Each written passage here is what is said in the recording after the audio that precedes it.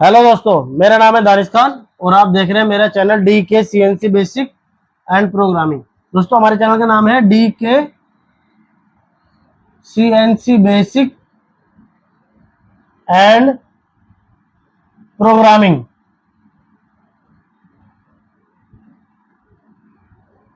D के CNC basic and programming. तो दोस्तों, अगर आप हमारी वीडियो फेसबुक पर देख रहे हैं तो हमारे फेसबुक पेज को फॉलो कर ले, और अगर यूट्यूब पे देख ले तो हमारे चैनल कर ले सब्सक्राइब, क्योंकि आपको मिलते रहे सही समय पे वीडियोस। तो आज की वीडियो में हम आपको सिखाएंगे G75। G75 क्या है? Growing cycle. क्या टॉपिक है हमारा? G75, GROOVING, growing cycle. Growing cycle, ठीक है। तो इसको हम किस तरीके से लिखते हैं? तो ग्रोविंग साइकिल जो है हमारा ये G75, इस कोड को हम किस तरीके से इस्तेमाल करते हैं प्रोग्राम में। तो पहले इस कोड को समझ लेते हैं, फिर नेक्स्ट वीडियो में एक प्रोग्राम बना देंगे इस वीडियो का, इसी का, उसमें हम समझा देंगे, क्लियर कर देंगे। तो G75 को हम लिखते हैं इस तरीके से।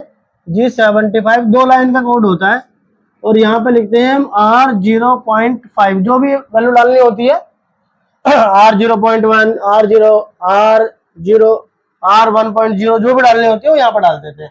एक लाइन इसकी होती है G75, एक लाइन इसकी होती है x की वैल्यू डलती है x0.0, z की वैल्यू डलती है, इसको हटाते हैं ना, ये सही निकली माइनस लगे। z की वैल्यू डलती है माइनस में कितना जाएगा, मान लो 30 mm, ठीक है। और इसमें p की वैल्यू डलती है, p में कितना चलेगा, और q की वैल्यू डलेगी, और इसमें फीड डलेगी, फीड F0.24, या जो भी आप फीड रखना चाहते हो ग्रूविंग में, F0.08। एनीवे वो हम जब प्रोग्राम बनाएंगे उसके अकॉर्डिंग रख लेते हैं, डायमीटर के अकॉर्डिंग फीड रख लेते हैं और RPM रख लेते हैं।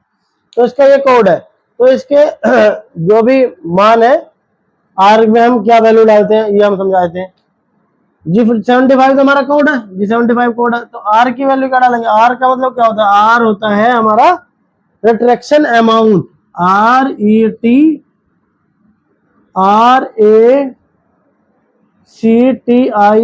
Retraction amount, AMOUNT। Retraction amount मतलब मशीन कितना हटके चलती है, रिट्रैक्शन मतलब मशीन कंपोनेंट से या जो हमारा टूल चल रहा है वहां से कितने हटके चलेगी। और X4 क्या होता है? X4 पता है हमें, डायमीटर। डायमीटर कैसे नापते हैं हम? सपोज करो 20 mm है, तो हम क्या वैल्यू डालते हैं? X20। तो X हम लिखते हैं डायमीटर के लिए, DIAMETER,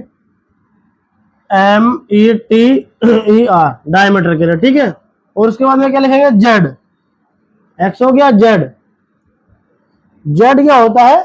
Z distance of Z axis, मतलब कि यहां से मान लो ग्रूविंग चालू कर रहा है, यहां से चालू कर रहा है, यहां तक चालू कर रहा है, कितनी दूरी तक कर रहा है, उसको बोलते हैं movement in Z direction. Z direction में कितना मूवमेंट करेगा, इसको लिख देंगे movement MENT, movement in Z direction, DIRECTION, ठीक है। Z लिख दिया। अब P क्या है? P है हमारा deep of in X direction. जो डायमीटर की डीप रहेगी ये वाली, इसको हम P में लिखेंगे। P में हम क्यों लिखेंगे?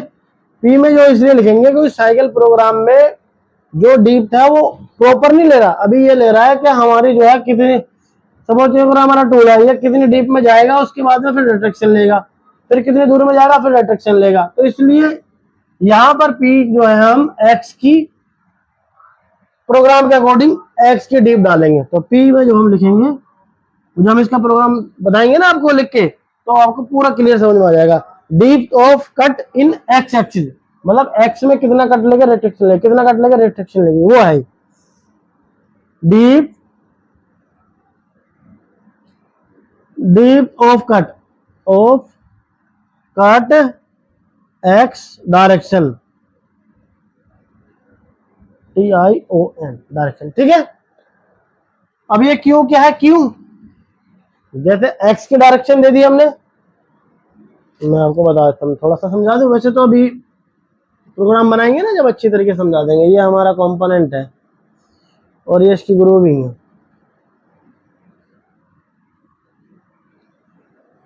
ठीक है। तो हमने पी डाला था एक्स डायरेक्शन, यानी कि कितना कट लेगा, फिर कितना कट लेगा, फिर कितना कट लेगा, उसके लिए हम एक्स की डायरेक्शन लिखेंगे।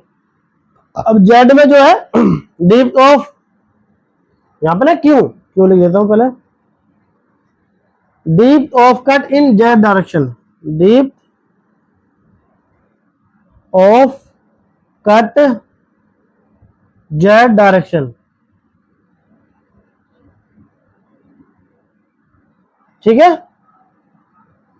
इन जेड डायरेक्शन। चलो यहाँ पे इन लिख देते हैं, मतलब कि यहाँ पर से हमने ढाई एम डाल दिया, फिर उसके बाद में ढाई एम डालेंगे, फिर उसके बाद ढाई एम डालेंगे, फिर उसके बाद ढाई एम, इस तरीके से हम ढाई एम, तो इसलिए इसको क्यू लिखा गया, ठीक है।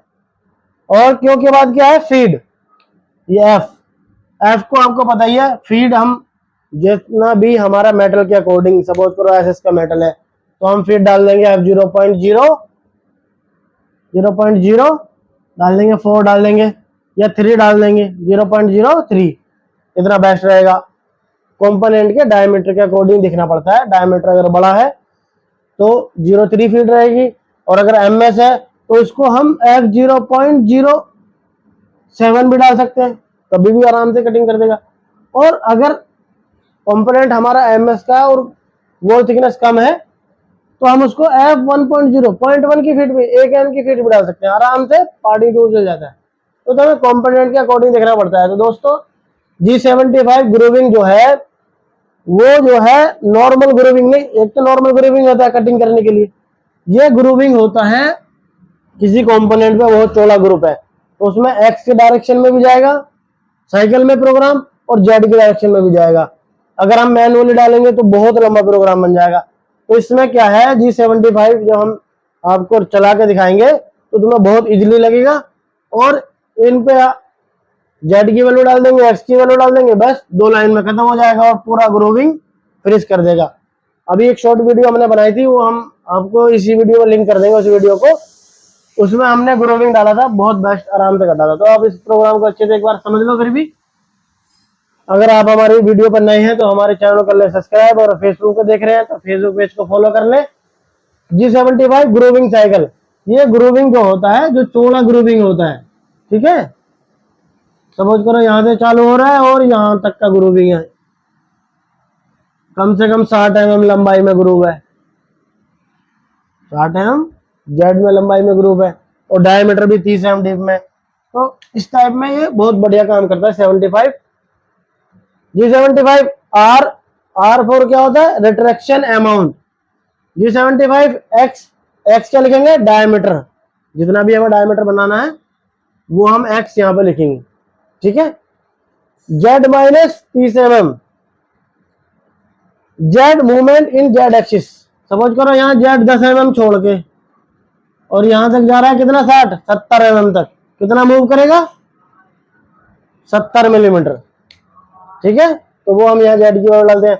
P00, यहाँ पर P जो है direction in cut x axis, मतलब के एक्स में जो कट लेगा, जो ये ऊपर से कट लेगा वो कितने मिलीमीटर का लेगा, 1 एम डाल सकते हैं, P1000, तो 1 एम कट लेगा, ठीक है। अगर लग जाए हम P2500 तो 2.5 एम कट लेगा। अगर हम लिख दें P2000 तो 2 एम कट लेगा। तो इस तरीके से अब क्यू क्या है, deep of cut in Z axis. Z axis मतलब जो हमारा कंपोनेंट का ग्रूविंग है इतना चौड़ा, तो एक बार में इतना चौड़ा तो हम डाल सकते, 3 एम का टूल होता है हमारा, तो 3 एम का टूल को हमने यहाँ पे ले लिया, या 2.8 हमने यहाँ पे ले लिया। पहले वाले को तो खैर हम पूरा लेना पड़ेगा, जो भी जाएगा उतना दूरी में, उसके बाद में 2.8 ले लिया, उसके बाद 2.8 ले लिया, उसके बाद 2.8 ले लिया। इस तरीके से हमारा जो टूल है deep of cut in Z axis, Z axis में ही बता देंगे हम इतना इतना दूरी में कट मारेगा, और एक्स में ही बता देंगे इतना इतना डीप में कट मारेगा। और फीड भी बता देंगे इतना फीड के साथ। और हम इसमें फिनिश के लिए मार्जिन छोड़ लेंगे। सपोज करें 10 mm है तो इसको हम कर लेंगे 10.2, 0.2 स्पेस में मार्जिन छोड़ लेंगे। सपोज करो डायमीटर ये वाला 40 mm बच रहा है तो इसको हम 40.3 कर लेंगे। तो क्या हमने डायमीटर में माल छोड़ लिया और इस वाले फेस पे 0.2 माल छोड़ लिया। और यहां से यहां तक की डीप कितनी है 70 mm। इसको हम कितना ले जाएंगे लास्ट जेड मूवमेंट में 69.8.2 माल हमने यहाँ छोड़ लिया। जब हमारा फिनिश आएगा, फिनिश हमारा यहाँ कोने पे इस पे चैम्पर भी मार देगा और आराम से इस पर टचिंग करेगा और फेस डायमीटर बनाता हुआ जाएगा ऊपर और यहाँ पे चैम्पर मारते हुए निकल जाएगा। और अगर ऐसा दिक्कत आएगी तो ऊपर से चैम्पर मार के ले आएगा, यहाँ डीप बना देंगे। तो फिनिश साइकिल प्रोग्राम से हमें यह फायदा हो जाएगा कि हमें इसमें बार बार कट नहीं डालना पड़ेगा। 75 साइकिल बहुत बेस्ट साइकिल है। अभी हम इसके अकॉर्डिंग एक कंपोनेंट बना के दिखाएंगे और उसको समझाएंगे। बहुत बेस्ट साइकिल है। ठीक है दोस्तों, मिलते हैं नेक्स्ट वीडियो में। नेक्स्ट वीडियो हमारी 75 को एक कंपोनेंट को बना के चला के दिखाएंगे और सीएनजी सिमुलेटर ऐप में भी उसको हम दिखाएंगे।